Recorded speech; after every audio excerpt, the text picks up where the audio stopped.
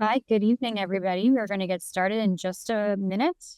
I wanted to welcome you all to the space and to kind of give you a sense of what you're going to hear tonight in our highly anticipated student panel. So, good evening. Welcome to Columbia's Integrity Week.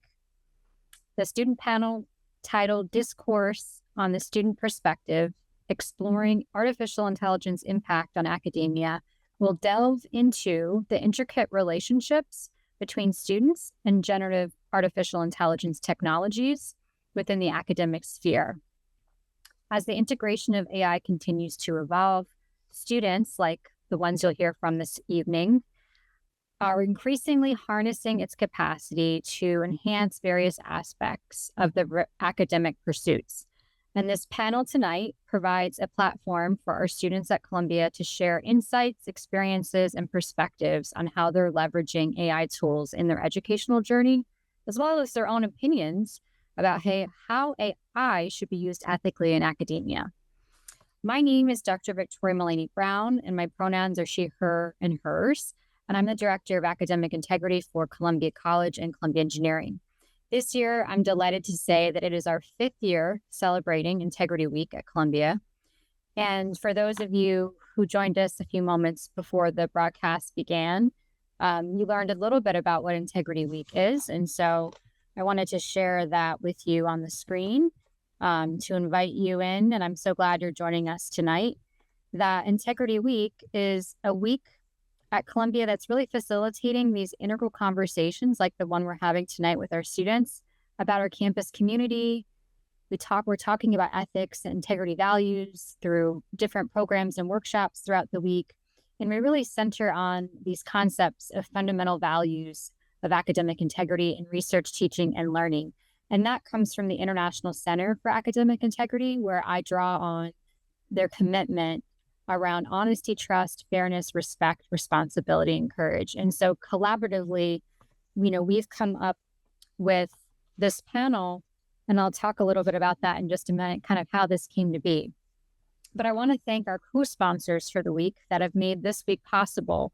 It's hard in different ways to kind of cross-collaborate across a large university that is Columbia. And so in order to make that possible, I just want to thank a few people before we move to the panel.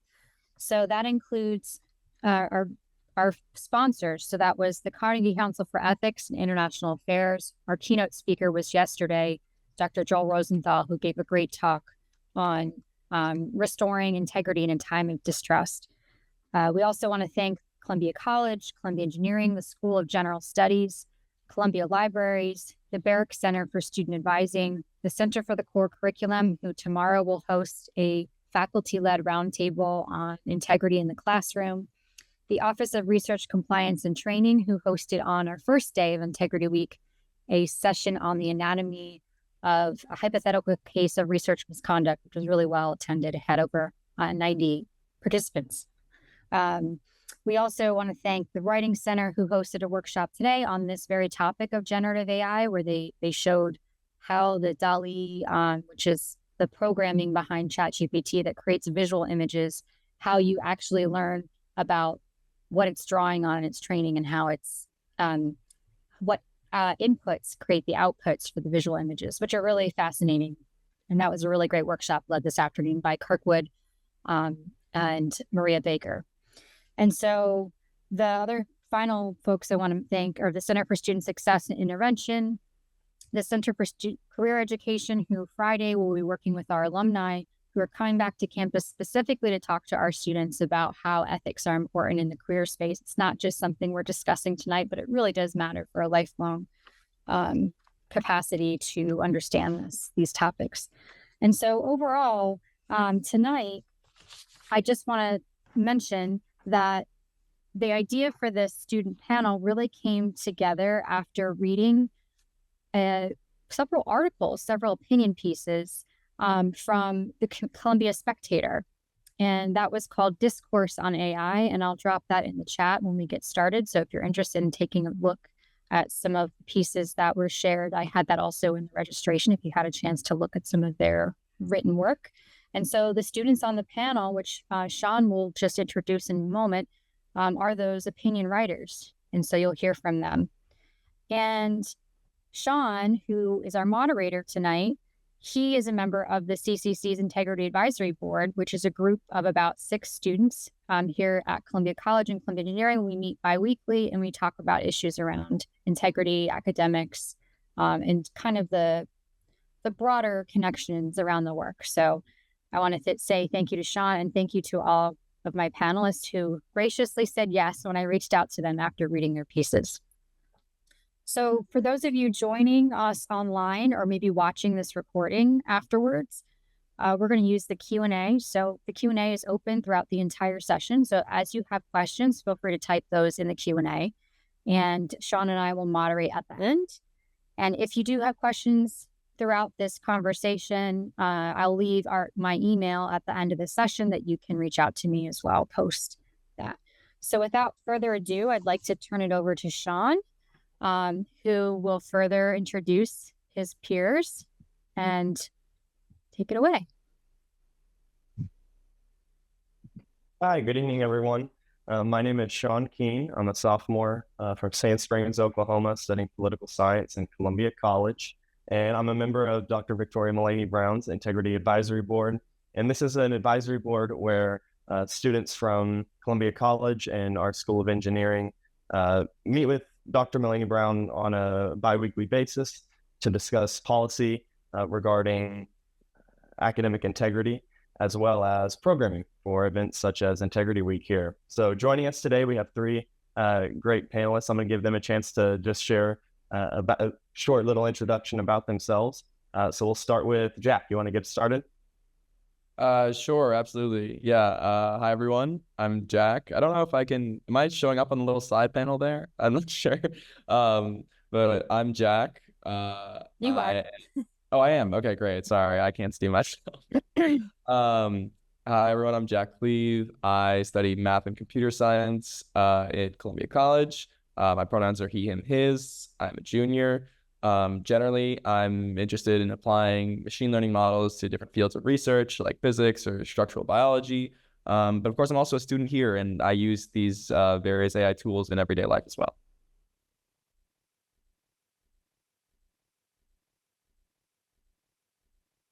Perfect. Thank you, Jack. Sydney? Hi, my name is Sydney. I'm a junior in Columbia College studying sustainable development, and I'm also an editor for the Columbia Spectator. So I had the opportunity to work with some of the writers here, as well as a lot of other writers who have very interesting perspectives on AI.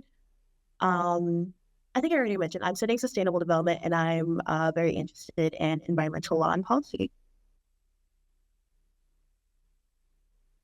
And last but not least. Hi, everyone. I'm Soham. I'm a senior in Columbia College. I'm studying statistics and philosophy. My main qualifications in this is honestly that I just use ChatGPT a lot for not just academically, but in my personal life too. And I've done some work on AI and First Amendment and AI regulation, also stuff with machine learning and content moderation. So I hope to bring sort of a policy-based perspective to this conversation. Well, I'm excited because we have also a wide range of knowledge, a wide range of interests. So I'm excited to get into all the different applications of this tech. So first, just to get us started, as we mentioned before, we kind of got you guys from a series of articles that you did that were published in the Columbia Spectator, an on-campus publication here at Columbia, regarding different perspectives on AI development and usage. So Soham, to get started, can you just tell us, you covered the role humans play in the development of AI. Can you just give us a brief recap of your article and what you decided to speak on? Yeah, definitely. Yeah. So in my article, I argued that a lot of hype around AI and automation overestimates AI's ability to act consistently, effectively, and creatively. And that means that AI implementations will lead to the degradation and devaluation of human labor rather than the total displacement of it.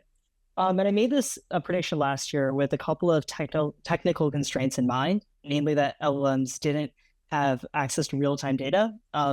So that meant that AI couldn't do work that requires contextual reasoning or keep track of real-time changes in standards or policy. But to be honest, since then, a lot has changed. So now there are plugins and methods like retrieval augmented generation, or RAG, which gives an LLM real-time access to data. And with a lot of the things I said AI can't do, AI now can do. But I still maintain my prediction, though, because AI, like even with real-time information, as a tool, as implemented, really doesn't act very, it still acts very capriciously and mysteriously. It's not really a dependable tool, especially in risk-averse professions like law, medicine, and finance, where there's actually been, both governmental and sort of organically in corporate governance regulations that constrain the use of it. So I'm still certain that like any kind of top-down, large-scale implementation of AI will still need humans to act as, like low-paid fact checkers or like essentially custodians to deal with hackneyed and half-thought-out AI implementations. So that's where I get my title for my article, Efficiency Minimized, Exploitation Maximized, because I think that the claims that AI performs better than humans, those claims are dubious. And I think that the creation of an underclass that of low-paid fact checkers is still quite financially appealing to companies. So it'll maintain my prediction. Thank you. And that's a good transition. Sydney, you covered some of the ethics and regulation about AI. Can you tell us about where we stood a year ago when you wrote initially, and then kind of how things have progressed and where we're at now? Yeah, of course. So my article focused a little more on the policy and ethics side of AI. I talked about how I think last year we were in a place where ChatGPT and other generative AI models were still very new, and people were kind of reacting to them in very extreme ways and trying to figure out what the broader implications of the technology were. Not only in academia, though that was a big discussion, but also across like basically all realms of society. What I talked about in my piece was the need to sort of, despite how daunting these technologies and their implications look, just the need to kind of take a measured approach to them, and the need to sort of meet those challenges head on from a policy perspective. So I think that right now AI has definitely been a lot more normalized, but we're also still seeing huge steps forward. For example, I forget the exact name, but I know that the creators of ChatGPT recently released like a video AI tool.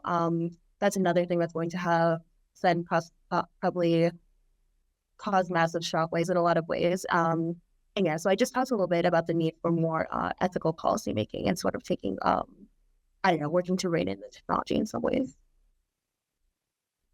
Yeah, thank you. And we'll jump more into some of those challenges here in just a little bit.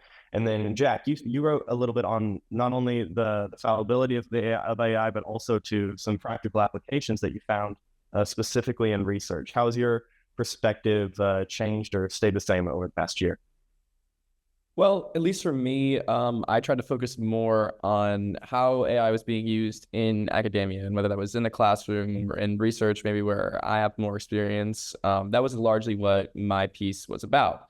And I think at least for the large commercially available AI tools and language models, it's funnily enough, I was talking to my mom when I wrote the article, and she works in PR, so of course she wanted to give me something snappy to say.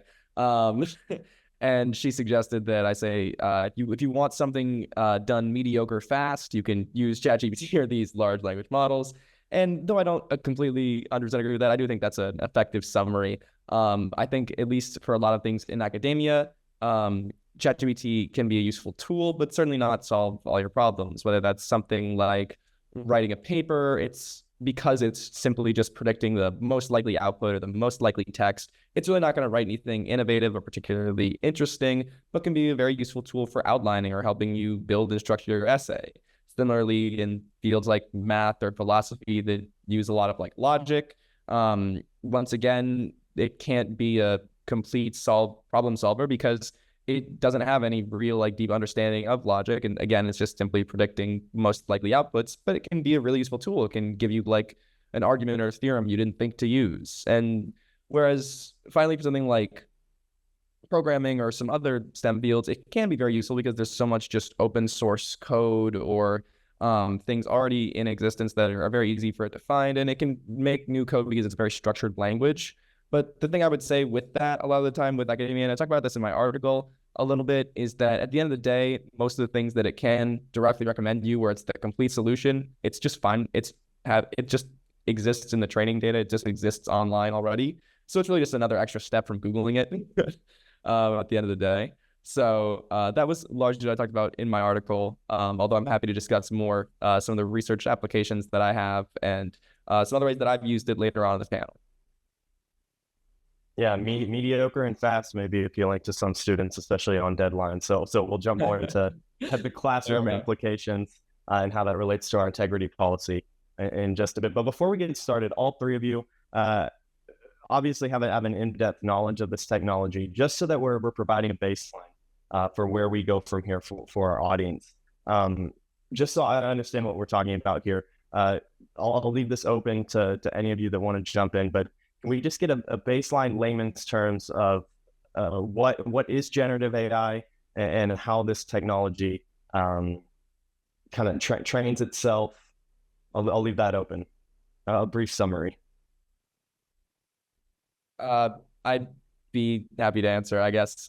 So generative AI is just machine learning models that want to generate text and or images or whatever based on the input that you give it.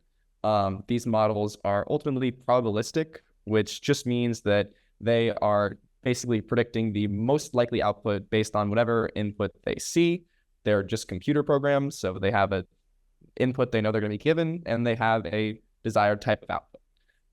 And the way that they know these probabilities is through the huge amounts of data they're trained on. So something like ChatGPT basically just took in the entire internet as an example. So when you ask it a question that is like, how many sides does a triangle have? It will have perhaps, through all this trained data, has seen many examples of a triangle having 3 sides and be able to, through its own internal reasoning and processes, be able to figure out, okay, it's 3, so it generally processes like this. So Homer, Sydney, anything to add there? Maybe something to emphasize is that, it's not just throwing data at something. There's a lot of human labor that's hidden and that's included here. So like, for example, Hugging Face and OpenAI all use a method called reinforcement learning with human feedback. So that's where you have a reward model that allows the large language model to self-evaluate itself. And that's based on revealed preferences of humans. So that's thousands of crowd workers who go through reading different things that LLMs produce, different generations, choosing between different options. And it records their choices. It tunes a preference model based on it. And that helps the large language model, when it eventually gets deployed, acts in a way that's like pro-social, polite, and meets certain basic standards. And that there's a lot of labor there that really isn't compensated well. Sydney, anything, or are we good? I think that they gave a fantastic overview of everything. I guess one more thing that I would like to add is that there's something referred to as the black box at the heart of a lot of these large learning models, where there's not really a lot of transparency into how these programs are making decisions or how they're finding information. So that's just something to consider, that oftentimes there's not a lot of insight from the general public into how these models work. Perfect. So as students, we may be able to type in a question and get an answer that spits back, but it's important to keep in mind that we're dealing here with something that's essentially patterns, probability, and that there's a lot of human input that's going into how those patterns are identified and by what process and what data it's taking in. So before we jump into the classroom setting and some of the applications that you guys have found, Dr. Malaney-Brown, would you want to tell us quickly just what's Columbia's policy on AI as we currently stand, and what should students be aware of as they're utilizing this tool? Sure. So there's been all of this happened with generative AI really about almost a year and a half ago, I would say. And Columbia, like many institutions, we struggled with how to adapt our policy quickly to how fast the technology came out to the larger public. But we have had adaptations and policies since initially ChatGPT's release. And one of those came over the summer, this past summer in the fall. And every year, policies reviewed under our standards and discipline, which is a larger document that reviews all of the academic integrity policy, which is what we look at for anytime a student makes a mistake with academic dishonesty. We have policy points that we review, and our Center for Student Success and Intervention, which is an office on campus that looks at investigations of potential cases or allegations of academic misconduct. They included a new updated policy around the use of artificial intelligence tools. And so I can drop that in the chat in just a few minutes, just if anyone's interested in reading it. But the policy is very short, and it generally says, absent a clear statement from an instructor about the use of artificial intelligence, in a nutshell, it's not permitted unless the person actually says you can use it, your instructor. It leaves a lot for the student and the instructor to be able to discern and make their own decisions. But it places a lot of weight on both parties, both the student and the instructor. What's hard in the world of academic integrity is a lot of the policy and a lot of the decision making is never super clear. It's not black and white. It's gray. We live in the gray as far as like how policy is interpreted, how it's then acted upon. And I think the biggest part that we've, as a whole, not just Columbia, because we at the university belong to a larger consortium of other institutions that are also similarly working around understanding artificial intelligence, its use, and how it's disrupted really the teaching and pedagogy here. But there's a lot of cases and arguments for why it's a good thing, and so that's why we're kind of talking about it at this level at this panel. But there's also proponents of it saying that it's, changing the way we all learn, and that's what we're going to talk specifically more about. I will also drop in the chat in just a few minutes. Our Office of the Provost released a new generative AI policy, which is quite lengthy. And ultimately, it boils down again to kind of the same decisions that an instructor should be clear presenting. The student should understand whether they can or cannot use AI.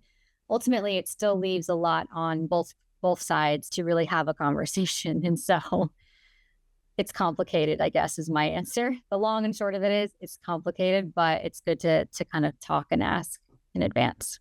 So I'll put both of those policies in the chat if you're interested in learning more. And of course, I can take questions on it as we get going. Thank you very much. So we're going to get into some of those gray areas. I think the easiest, quick answer for students that we hear very often is read the syllabus. That's going to be our fastest current policy to discerning where and what's permissible with this technology. But let's go ahead and jump into the classroom.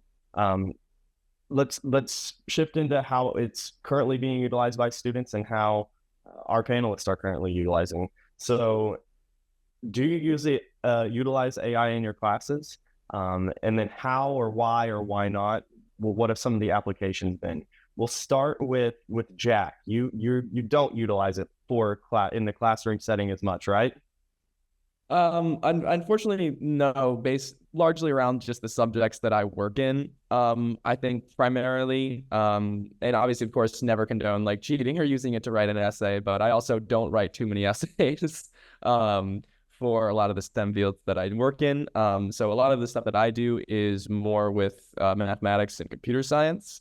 So for something like math, again, if I were to plug like just a problem or like a proof that I need to do into ChatGPT, it can't really, again, produce something logically very consistent, although it can maybe say one thing about a theorem that could be used or a nice fact that I could use that could maybe help me as like a guiding tool. And I think that's generally the way I've used it across classes, even for the programming classes I do. While I think ChatGPT and other large language models can generate very good code for certain applications, a lot of like software engineering stuff, or like similar things like that. I think at least for a lot of what I use it for, it's just not, there are a lot of like very like large and long programs that I need to write that are difficult would be able to like just give them like a concise statement to a language model and say, hey, could you do this for me? Whereas like if it's something like, I think this is for any programming people in the audience, if you know what leak code is, if you have like a little leak code problem that you want to give it, and you can learn a little something about a nice data structure or array or linked list or something, I think it's very helpful. But for me, at least, I haven't been able to use it a ton. Yeah, so subject matter definitely matters here. So we'll shift to somebody in a different field. Soham, you have found some applications in the classroom. Yeah, definitely. Yeah. So, and I make all these recommendations, or I'm going to qualify all of this with, like obviously be careful how you use it. But the main way I use it is I see it as and I'm an enthusiastic believer that you should, attend as many of your TAs and professors' office hours. I do that. I probably annoy them too much. But like when there's when my TA isn't, readily accessible, or I can't, email my professor right before something is due, or like before an exam. And I'm having a hard time getting through like there's a slide from their slideshow that I'm going over. And I'm like, I cannot understand this. There's so much jargon here. Like, I just need someone to talk through this, right? I'll like put the image in ChatGPT Vision of the slide, and it'll explain it to me, and I'll ask my questions, and we'll have a conversation.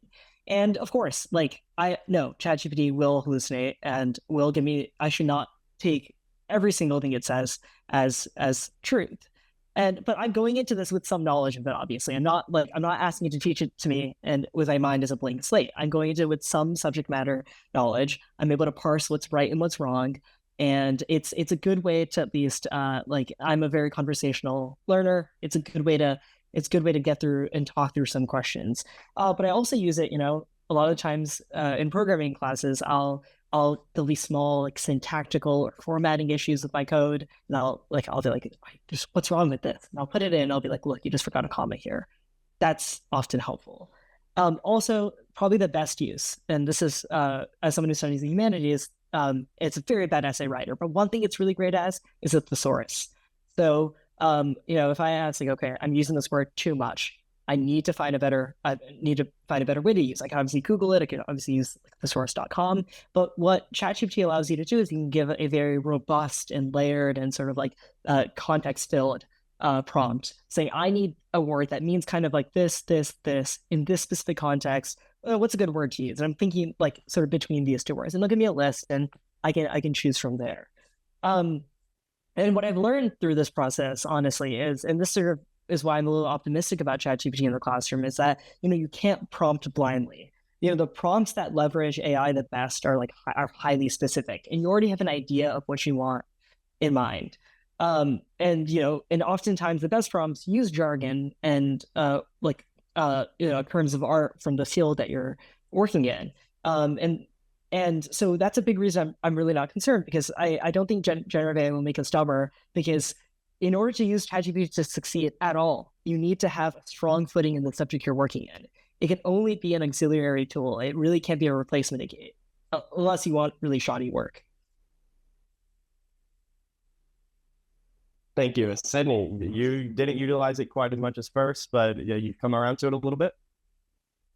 Yeah. So coming from a more humanities-focused background, I was very dismissive of ChatGPT at first. I knew a lot of friends who were using it for things like supplementing essays or writing discussion posts, but I really felt that while it was producing very coherent responses, I didn't really think that it was really good writing. So I was really averse to using it at first. But my perspective changed a lot when I started taking coding classes, because that was definitely not my strong suit going in. In my first coding class, a professor explicitly addressed ChatGPT on the syllabus, and what he said was that we were allowed to use it and even encouraged to use it in some cases, but that if we depended on it solely for everything, we were never really going to learn how to code. And I sort of went at it with that mindset in my homework, where I would sort of try coding on my own and then try asking it questions or asking it to rewrite my code. And I was still wrong a lot of the time. So it would be this kind of dynamic where I would code something wrong and it would give me back something that was also wrong, but in a different way. And as I did that, I kind of learned more about programming. So in that sense, I felt that it was actually very helpful as a learning tool, just as something to kind of play around with and help you get better at the topic you're working on.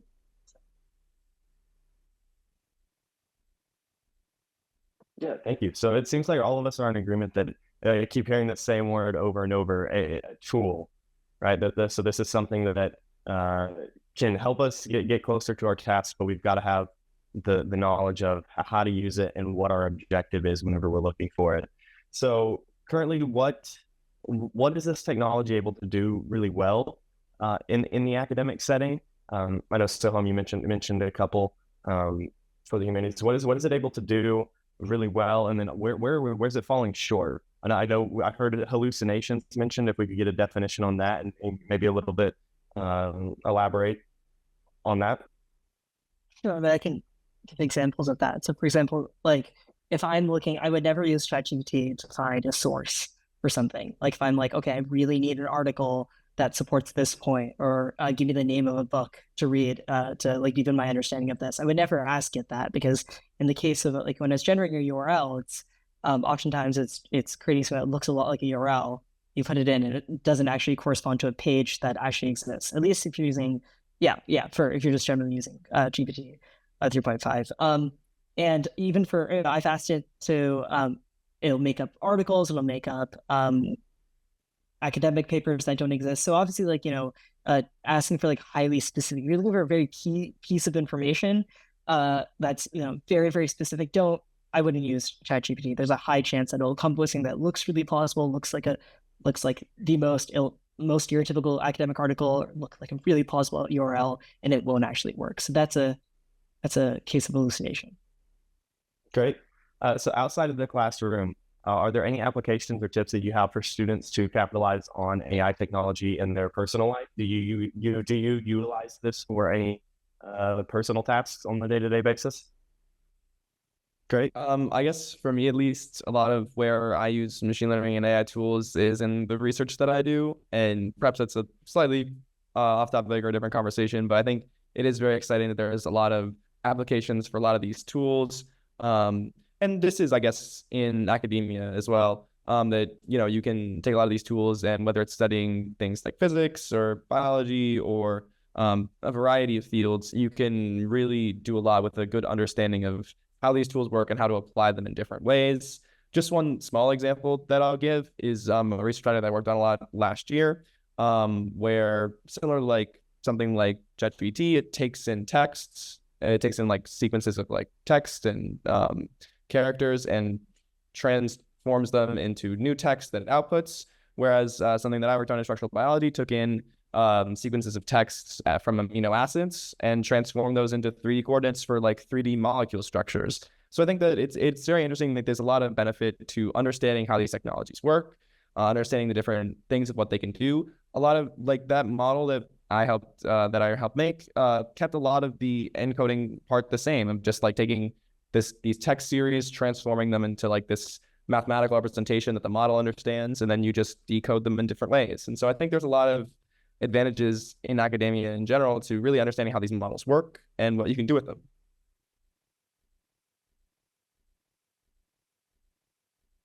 Great. So for students that are looking to avoid maybe any potential issues with compromising academic integrity on an assignment, it sounds like having a clear objective in mind and then being very aware of how this data is being sourced are two really important things to keep in mind. That way we can keep away from problems. But with students utilizing AI, they're making some concerns on maintaining not only integrity, but also academic rigor. What is AI detection software, and has the implementation of such programs been successful so far? So I believe that's my cue, Sean, right? So in thinking about that, I mean, it's been hard in the current academia like landscape with the advent of ChatGPT coming on, and then there's been a lot of faculty really being fearful that students are using machine learning and tools like ChatGPT, but Gemini, there's all these other ones. Claude is another AI tool. They all similarly do certain things around generative information. But what we have found so far is that none of these text tool detection softwares around the accuracy of whether something's been generated by artificial intelligence is completely accurate. And we can't really use those as much in investigations of academic dishonesty when it comes to like written plagiarism. However, at the same time, I caveat that and say a lot of instructors have noticed very similar writing structures, sentencing, languaging sequences that they themselves are puzzled by, because as you can imagine, year after year, they do look at students' writing, all the time, and they have an intuitive sense of what could possibly be more human generated and what could be artificially generated. But on our end, when, let's say, our Center for Student Success and Intervention receives a case of a faculty member reporting a student saying, hey, I think or I suspect that this might have been artificially generated, there's a whole conversation and a process that ensues. But most times we're looking at whether the student says like, yeah, I actually did consult something like ChatGPT to help me generate, and I did use some of that languaging. And depending on how the faculty member structured the assignment, it could be a potential violation of our policy about the unofficial use of, artificial intelligence. So it's hard. We don't really have a hard and fast like detection tool software. There was GPT-0 that was actually created by Edward Tian over at Princeton when I think he graduated already last year, is my understanding. And there's been a whole company come out of that, right? And there's been lots and lots of companies, as you can probably imagine, that have targeted academia, and particularly wanting to monetize this in different ways. But there's no 100% detection rate of generative AI in writing, for example. Most of it's based off of, faculty saying, hey, I think there's something on, and having an honest conversation with the student to determine how they want to remedy the situation. So. Perfect. So I noticed that we've got some questions already coming in on some of the specific ethical usage for our panelists. So I want to make sure that we have enough time for that. I also want to open the floor for questions. So if any of our audience has questions, you can go ahead and drop those in the box and we're going to be getting to them. So before we jump into those questions, and as we're kind of prepping to get into those, very quickly, just to each of you, what are you looking forward to most in the future from AI? And do you have any further predictions on where we're headed from here? We looked at where you were a year ago. What do you think the next year holds, or where would you kind of like, what direction would you like to see us go in? We'll start with Sydney. Put you on the spot. I think kind of watching the technology develop in real time has been very interesting. So not that all the developments are necessarily positive, but it has been very fascinating to watch. Like, for example, one of the things I talked about in my article was AI art and how it was kind of an issue with kind of using artists' work without credit, and how that was a big copyright issue. And there's been a new program developed, I believe it's called Nightshade, and it's basically, the premise is that it poisons AI models, quote unquote. So kind of targets AI models and sort of depletes their ability to copy artwork by messing up the generation. There's kind of, I think, an arms race going on in a lot of ways, just as people respond to the development of this technology and come up with new methods to address it, kind of in this regulatory gap that we're seeing right now as people struggle to come up with concrete laws and policies. So I have kind of seen people come up with very creative solutions and responses to AI in a lot of ways. Yeah, I am excited to see that develop in the future. So we'll go to you. So I guess what I'm excited about is sort of a reaction to something that I'm very scared about. So like, I mean, like with Sora, like image, like video generation and stuff, I think that the potential for AI, and especially, I mean, if you've seen how good Midjourney and DALL-E has gotten just over the past like couple of months, like, I mean, I think the potential for AI to use this misinformation is really concerning.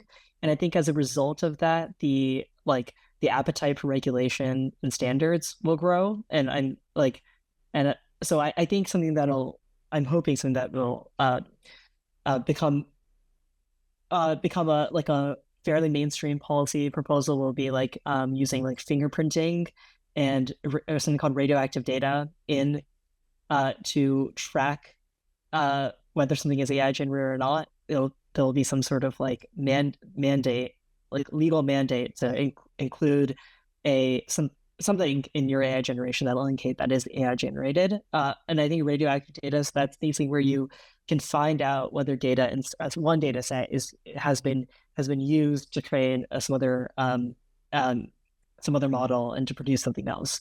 So right now, the only way, and I think that will come from a lot of the copyright concerns that come out. So there's New York Times versus OpenAI, which is a case that's ongoing right now, and I think like that is the biggest like legal threat outside of that AI currently faces. And I think as a result of that, they'll both in private and publicly, people will create tools to track whether something's AI generated or not, whether data has been like without regurgitation happening, whether X data was taken without payment and used to train something else, and that'll create a better understanding of the provenance of posts and images we'll see. And I think that may solve the misinformation problem, because I think in the near future, we'll have an explosion in the need to design clever policies to discern what is AI generated and what isn't. So I'm optimistic that that'll happen soon enough, and we won't actually have a misinformation crisis on our hands, and we can distinguish between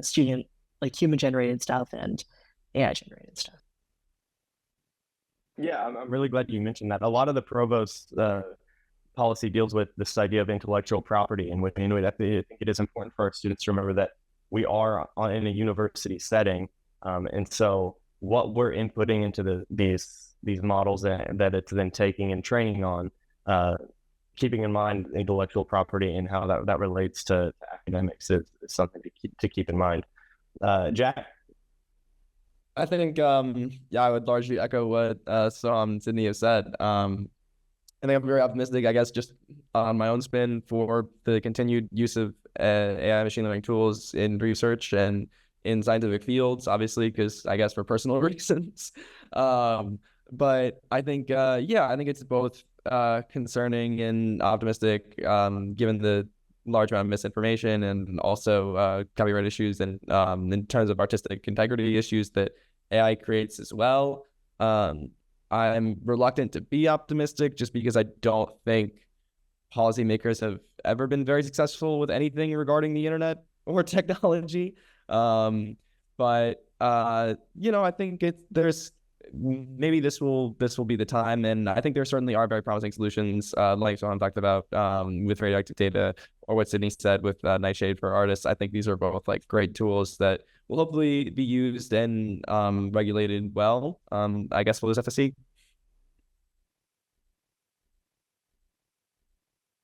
Absolutely. Perfect. Well, so we do have some questions from our audience. We're going to go ahead and jump into those because we have some very specific and then some bigger ideas.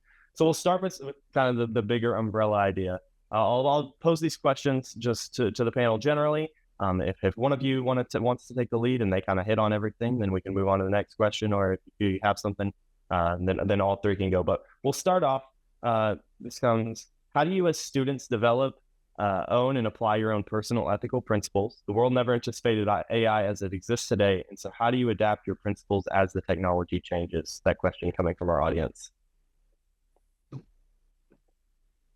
It's a hard question, right? I guess I can start. I think at least for me as a student, I think there's different things you can talk about when you're talking about principles of using a tool. Do you mean that in terms of integrity, or do you mean that just in terms of like consumption of AI content in general. I think there's certainly something to be said for the ethics of the general consumption and use of the content, given, again, the issues with artists and with using without pay, like the work of other people. But then again, you think about like this, I think becomes a very philosophical debate very quickly in terms of like, how is any type of knowledge produced or recreated, and how do kind of things and ideas get proliferated over time.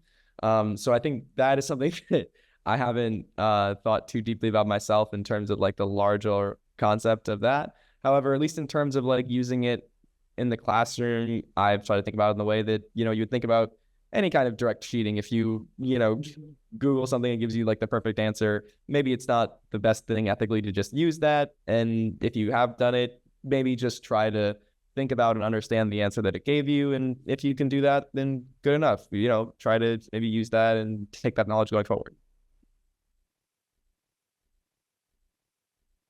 I think for me, and this is not a satisfactory answer, and this is also demonstrates for a philosophy major, I should have a more robust understanding of ethics. But I think for me, I think about the intention when I'm using a given AI product. Like, am I using this, like, am I just using it as a crutch, as a matter of desperation? Like, am I just like, oh my gosh, I knew I had to do this question. Let's see if ChatGPT will just give me the answer. I can get ahead and just copy it down. Or am I using it, or am I using it to sort of like, okay, I don't understand the slide in class.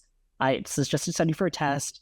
Let me see if I can use AI here, and I'm going to give a very informed, tailored prompt to use it. In that case, it feels less icky. And I think I think most of us have moral intuitions and a moral sense that is, technology agnostic. It applies everywhere. If you feel, and obviously not a robust or satisfactory answer, but I think generally you'll feel gross when you use AI in a bad way. You'll feel, and you'll know when you're using it in a good way too. I think if you analyze and introspect about your intentions, that's a pretty good key and a pretty good heuristic. Yeah, I would definitely agree with Jack and Soham, where I think it's kind of the same ethical principle that you would apply to academic integrity in general, where I don't know, it kind of depends on the pride and satisfaction that you put in what you're turning in or what you're producing. And I think that you kind of can't get that by just relying entirely on AI. And I think that there are ways to use it to supplement or help with your work that and still come up with work that's your own. I will say that it can sometimes be more tempting to use AI for, say, a required discussion post versus an essay on a topic that you're really passionate about. But I don't know, I think that it definitely depends on the context, and it just have to do a lot to, the kind of the value that you put on your own. Yeah, all really great points. So when it comes to the usage here on Columbia's campus in the classroom, generally with other students, as far as what you guys have seen, have you seen other students using this technology to enrich knowledge that they already have? Do you think that's more commonplace, or are people using it more instead of the hard act of learning?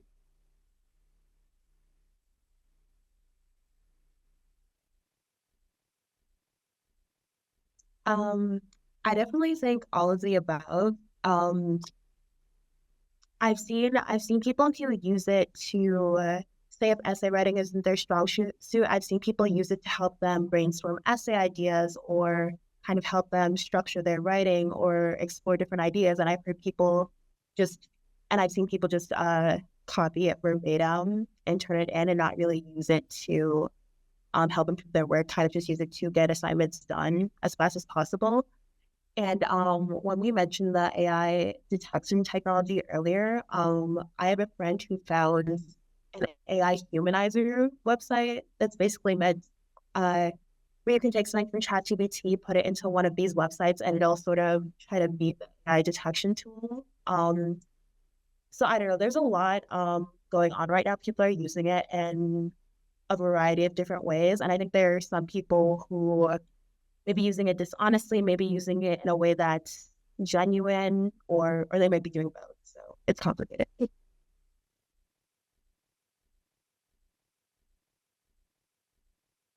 I think no, No, go ahead. Go ahead, Jack.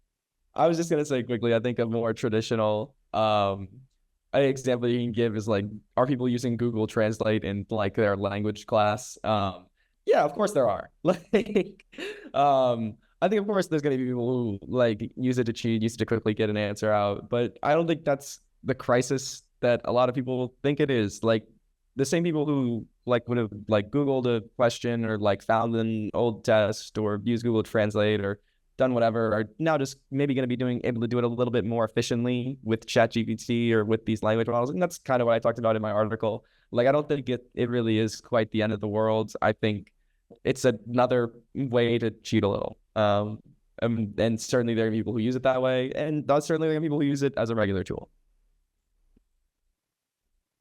Yeah, echoing what Jack said. I mean, I think, yeah, I don't, of course I've seen it being used like very, it's quite ubiquitous. But I think given that it's quite ubiquitous, perhaps the onus is on like faculty to build curricula assessments that are ChatGPT proof.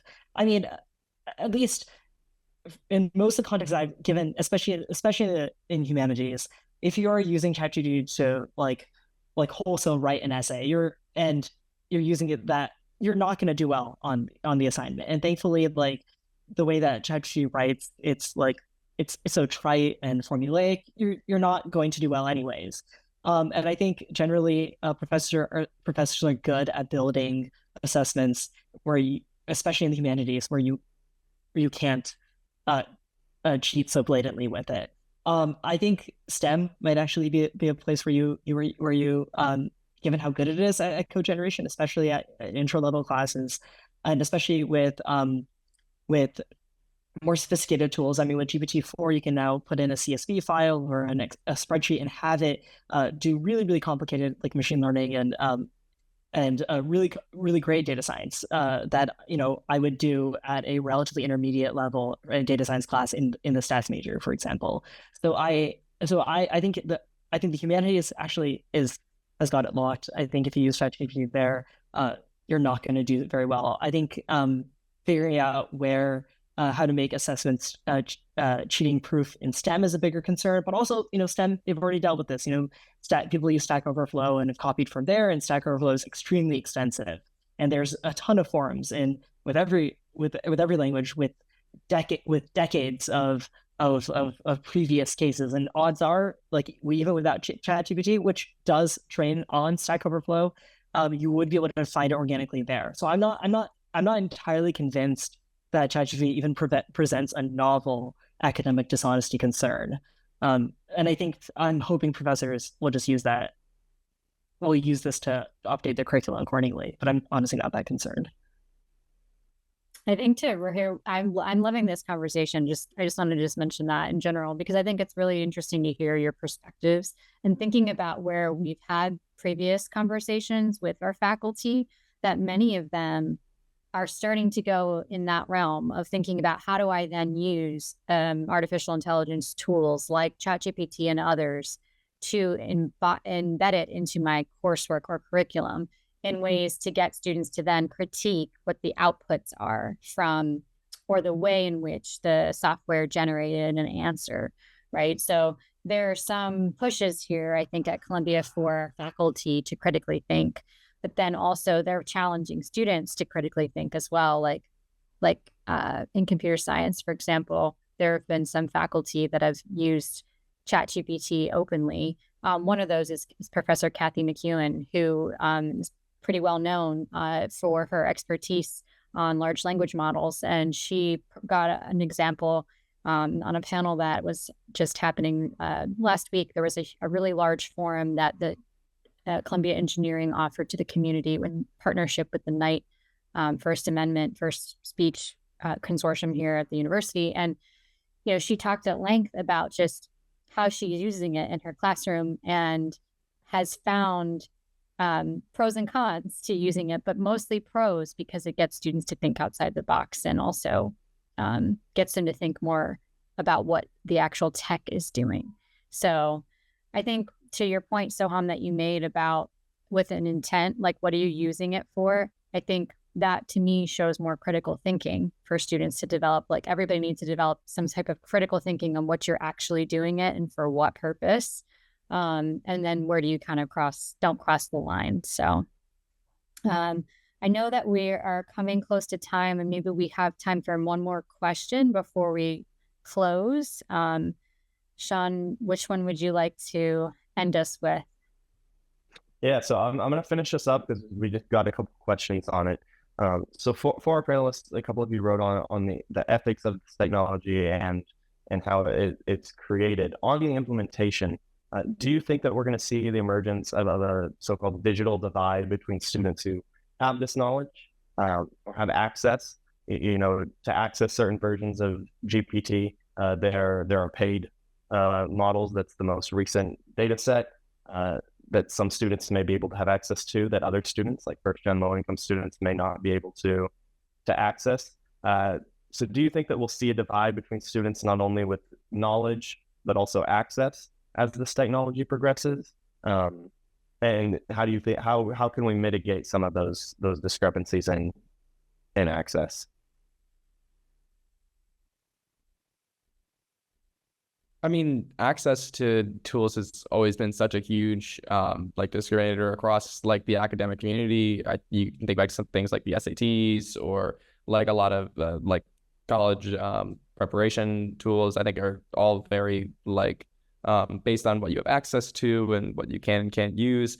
I think at least from the college perspective, I think certainly there's not a lot of ways for a college to control for that coming in. I mean, you can do the similar things you always have done with admissions, but I guess in terms of like what you're doing in terms of what students have access to at schools, do you give everyone just a GPT-4 account like you would give everyone a Microsoft Word account?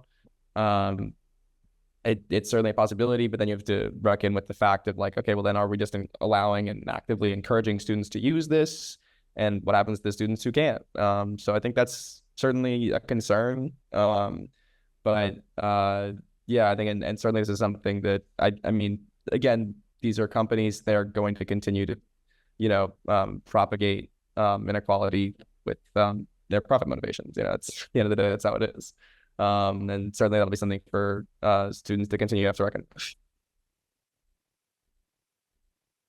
I'm not convinced that the digital divide that ChatGPT presents is entirely new.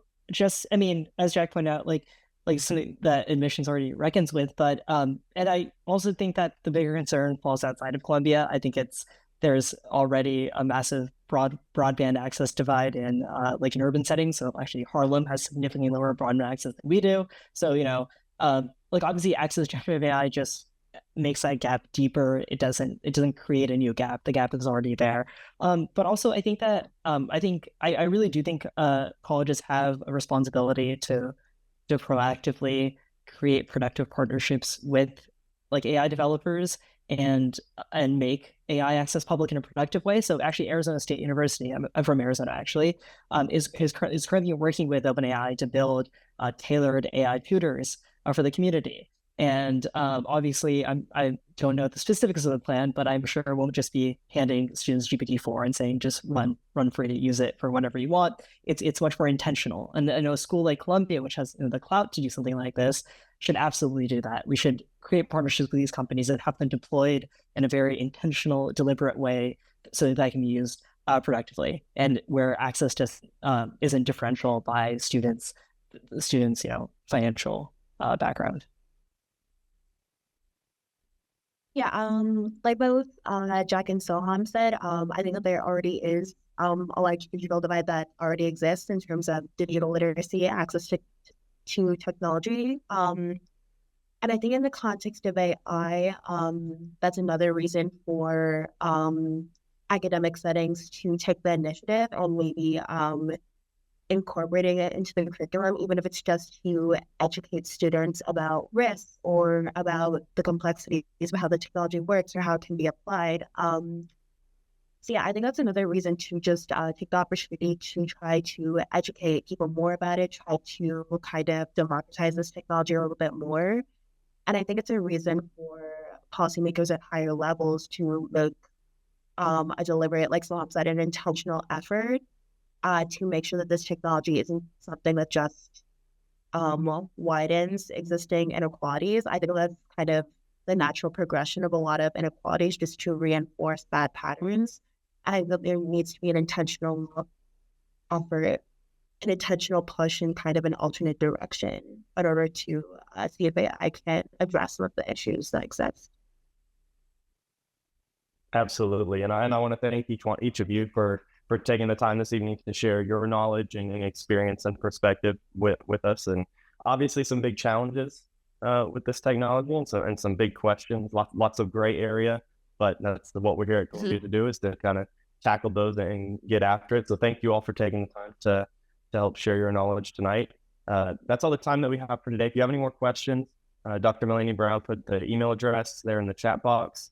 If you have any more questions for her, for myself, for any of our panelists, if you want to send it there, we'll make sure that it gets routed to the correct person, and we'll get back to you as soon as we can. All right. Well, thanks so much for joining us, as Sean mentioned. And if you can join us in any other of the events for Integrity Week, just check out the website that was linked in the chat.